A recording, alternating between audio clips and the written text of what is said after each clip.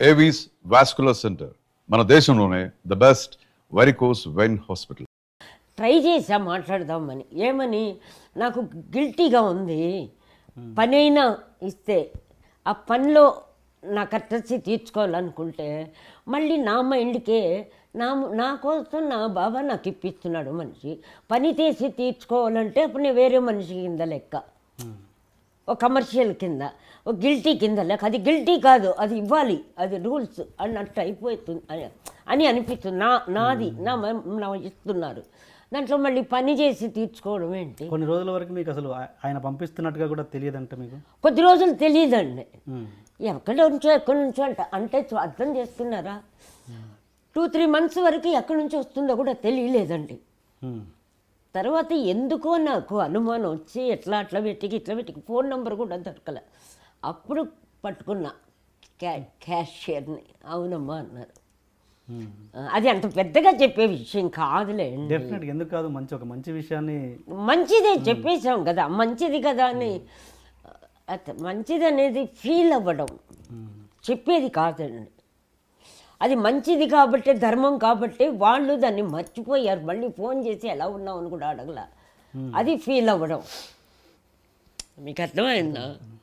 అట్లా అది బంధాల రుణం అండి, అప్పు రుణం కాదు. అదే మళ్ళీ కలిసారా మీరు ఎప్పుడన్నా పూరి గారు? అమ్మా, మీరు పూరి గారు ఎప్పుడైనా కలిసారా మళ్ళీ ఈ మధ్య కాలంలో? దీని తర్వాత కలవలేదండి. అది ఇక్కడ కలవలేదు, అక్కడ మాట్లాడలేదు. ఫోన్ చేసి కనీసం ఎప్పుడన్నా ఫోన్ నెంబరు లేదు, కలవల. అడిగినా ఇవ్వరు కదా ఫోన్. అయినా మాట్లాడలేమని, మాటలు ఉండవు. నేను చెప్పాను కదా, భౌతికానికిను మాటలకి చాలా తేడా ఉంటుంది. భౌతిక సంబంధం ఉంటే మాటలు ఉండదు, పక్కనే ఉన్నారు, మానసికంగా కలవం. దూరం ఉన్న 24 hours అనుకుంటాం. దేవుడు అంతేగా, ప్రకృతి అంతే కదా. భౌతికంగా ఎవరి దగ్గర ఉంటారో వాళ్ళు మానసికంగా 80% దగ్గర ఉండరండి. 80% ఉండరు. అది మిగతా నేను అంటది వాళ్ళ ప్రాబ్లం. నేను చెప్పగలను 80 ఏంటి 90% లేరు, ఉన్నారు అంతే. బట్ మొత్తం మైండ్, మనసు అన్నీ దూరంగా ఉంటారు. ఎవరి శ్వాసకు దగ్గర ఉంటారు. అట్లా. పూరి గారు నిజంగా ఇది చాలా గొప్ప పని. అది గొప్ప కాదండి, అది మీకు గొప్పగా దానికి ఆ మీనింగ్లో చెప్పలే. గొప్ప అంటే కొన్ని ఫీలింగ్స్కి దేవుడు గొప్పవాడు అని ఎట్లా చెప్తారు? మీకు అర్థమైందా? గొప్పే, ఆ జన్మ గొప్ప అంతే. అందువల్లే ఎన్నొచ్చినా కూడా తట్టుకొని నవ్వుతూ నిలబడగలుగుతున్నాడు. ఈ మధ్య ఎందుకో జూనియర్ ఎన్టీఆర్ బాబు దగ్గర ఒకటి గమనించాలండి, నా మైండ్కి చాలా మెచ్యూర్డ్గా, చాలా ఫిలాసఫీ, చాలా డెప్త్గా ఆ ఫేస్లో ఒక ఇప్పుడున్న ఒక 2 years బ్యాక్ ఇప్పటికి 30 years డిఫరెన్స్ కనపడుతూ ఉంది.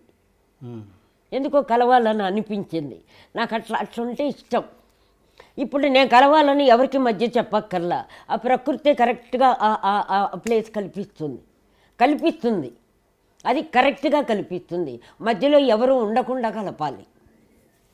అంటే కొన్ని ప్రకృతికి సంబంధించిన విషయాలకి మీడియేటర్స్ ఉండదు. అశూన్యం అని ఒకటి అంటారు, ఆ వైబ్రేషనే కలుపుతుంది. కొన్ని నాకు నమ్మకాలు ఉన్నాయండి. ఆ దేవుడు, పూజలు, భజనలు, గుళ్ళు మనకు అది సరిపోదండి. నా థాట్ మంచిది.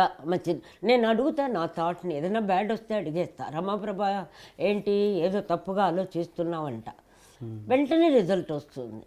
అది వస్తుందా అంటే దానికి దేవుడు సామియార్ అవ్వక్కర్లా, సతీ సక్కుబాయి అవ్వక్కర్లా. మన సంకల్పం పాజిటివ్గా ఉంటే జరుగుతుంది, జరగకపోతే వెళ్ళిపోతుంది అంతే. ఆటోమేటిక్గా వాళ్ళే కట్ అయిపోతారు. లేదు, మీరు ఏమనుకోకపోతే పూరి గారికి మా ఈ ఇంటర్వ్యూ ద్వారా అభినందనలు చెప్దామని నేను అనుకుంటున్నాను. అది మీరు చెప్పాల్సింది, నేను చెప్పను. చెప్పనండి. అభినందన అంత సరిపోదు, అది చాలా అసహ్యంగా ఉంటుంది. అయ్యే అభినందన చెప్పడం ఏంటి? చాలా మందికి ఇప్పటి వరకు తెలియని విషయం కదా. ఎందుకు అది ఇప్పుడు తెలియపరుస్తున్నారుగా మీరు. అదే ప్రకృతి. దానికి అభినందన ఏంటి? అసహ్యంగా ఉంటుంది. ఎవరికెవరు అభినందన? నేను చెప్పను అభినందన. నాకు చేస్తున్నారు అంతే. మిమ్మల్ని కాదు నేను అడిగింది. కాదు అది అభినందన కూడా అది వద్దులేండి, నాకు కొన్నింటికి మాటలు ఉండవు. వెరీ గ్రేట్ పూరి గారు, థ్యాంక్ యూ. అయ్యో అమ్మా. అండ్ నెక్స్ట్ వెళ్తే అండ్ మీరు అసలు ఎదుటి వాళ్ళు సహాయం చేయడానికి మీ దగ్గరకు వచ్చినా కూడా మీరు తిరస్కరిస్తారంట, ఎందుకు? చాలామంది విషయాలలో లైక్ జయలలిత గారు మిమ్మల్ని చాలాసార్లు కాల్ చేసి పిలిచినా కూడా మీరు వెళ్ళలేదు. జయలలిత నేను ఒక సీజన్ అంతా క్లోజ్ ఫ్రెండ్స్ అండి, చీఫ్ మినిస్టర్. ఈ మధ్యలో వాళ్ళు ఏం చేస్తారనేది మీకు తెలియదు కదండి. ఇండస్ట్రీలో ఎప్పుడు ఫ్యామిలీలో ఇద్దరు కలుస్తారో బయట వాళ్ళు ఫస్ట్ హస్బెండ్ వైఫ్కి గొడవలు పెడతారు, ఆ తర్వాత ఫ్యామిలీని విడదీస్తారు. ఇది సినిమా ఇండస్ట్రీలో కాదు, ఎక్కడ రిచ్ పీపుల్స్ ఉన్నారో అక్కడ శాపం. మొగుడు పిల్లలు కొట్టుకున్నా లేచినా మళ్ళీ కలుస్తారు, బిడ్డలు తల్లిదండ్రులు కొట్టుకున్నా లేస్తారు. ఈ బయట నుంచి వచ్చే ఎదవలు ఉన్నారు చూడండి, వాళ్ళు పెట్టే ఫిట్టింగ్లకే కుటుంబాలు సర్వనాశనం అయిపోవటానికి కారణం. వాళ్ళ గెయిన్ కోసం ఫ్యామిలీలో పెడతారు, వీళ్ళకున్న వీక్నెస్ని వాళ్ళు బ్లాక్మెయిల్ చేస్తారు. మీకు అర్థమైందా? దానికి నాకు జరిగిన నేనేం చేశాను, దాన్ని కేర్ చేయలే, పట్టించుకోలే. ఎందుకంటే నాకు ఎడ్యుకేషన్ లేదు, ఎడ్యుకేషన్ లేకపోవడమే నా ప్లస్. మీకు అర్థమైందా? ఎడ్యుకేషన్ కూడా కొన్నిటికే పనికొస్తాయండి. మానసిక ఎడ్యుకేషను, బ్రెయిన్ ఎడ్యుకేషను జీవితంలో ఏమీ లేకుండా ఉత్త 4 బుక్కులు చదివితే ఎడ్యుకేషన్ కాదండి. మీకు ఏ ఫీలింగ్ ఉందని చెప్పండి. 9 ఫీలింగ్ లేదో నవరసాలు తొక్కడ రసాలు అంటారు. ఏ ఫీలింగ్ మీకు ఒకటైనా కరెక్ట్గా ఉందని చెప్పండి. ఏ ఫీలింగు లేదు. అప్పుడు ఏమవుతుందంటే నాకు ఇప్పుడు జరుగుతున్నది ప్రతిదీ కరెక్ట్గా జరుగుతూ ఉందండి. మరి దాన్ని మిరాకిల్స్ అంటామా, ఇంగ్లీష్లో యాక్సిడెంట్ అంటామా? యాక్సిడెంట్ 1-2 సార్లు జరుగుతుంది. మిరాకిల్ చిన్న చీమ దగ్గర నుంచి పెద్దది వరకు నాకు ఏమి కావాలో, నాకు ఏమి హ్యాపీనెస్, అవన్నీ జరుగుతున్నాయి. With relations. మరి దాన్ని ఏమంటారు? నేను పెద్ద భక్తురాలు కాదు, పెద్ద చదువుకున్న దాన్ని కాదు, నేను పెద్ద గ్లామర్ అండ్ హీరోయిన్ కాదు, బట్ హీరోయిన్ అందరికంటే 100% హ్యాపీగా ఉన్న ఆర్టిస్ట్ నేను. అది క్యారెక్టర్స్లో తీసుకున్నా సరే, నా అన్ని వెరైటీ క్యారెక్టర్స్ సినిమా ఇండస్ట్రీలో ఎవరు వేయలే. ఇప్పుడు హీరోయిన్ ఉన్నారు, డూయిట్ వేస్తారు, ట్రాజడీ అంటారు, కామెడీ అంటారు, అంతవరకే. బట్ నా అన్ని వెరైటీస్ ఎవరైనా వేసారని ప్రూఫ్ తీసుకోండి, నేను చెప్పను.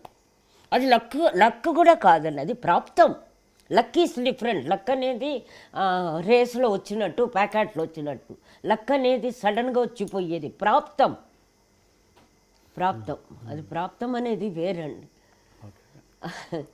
అట్లా ఓకే అమ్మ. అంటే నేను అనేది ఏంటంటే, ఓకే ఇదంతా చెప్తున్నారు, జయలలిత గారు ఓకే మధ్యలో ఎవరు వస్తే ఏంటి, నేను అనేది ఆవిడ ఎంత ప్రేమగా అన్నిసార్లు కాల్ చేసినప్పుడు ఒకసారి ఎందుకు వెళ్ళాలనిపించలేదు మీకు అన్నది ఆవిడ గురించి కనీసం? మధ్యలో వాళ్ళంటే ఇప్పుడు నా ప్రాబ్లం చెప్తానండి.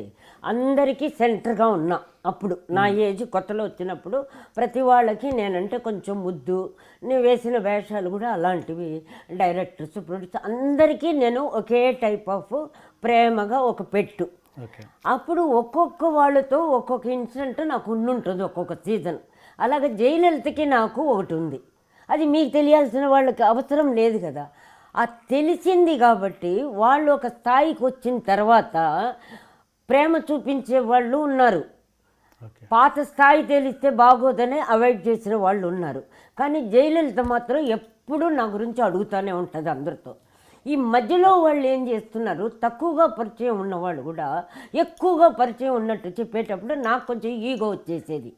నేను ఇంత దగ్గరున్నాను, నాకు అన్ని విషయాలు మంచి చెడు తెలుసు, వీళ్ళు 4 రోజులకే 50 ఇన్సిడెంట్ తెలిసినట్టు మాట్లాడుతున్నారని నేను ఈగోతో బిగిచుకుపోయి అలిగేదాన్ని.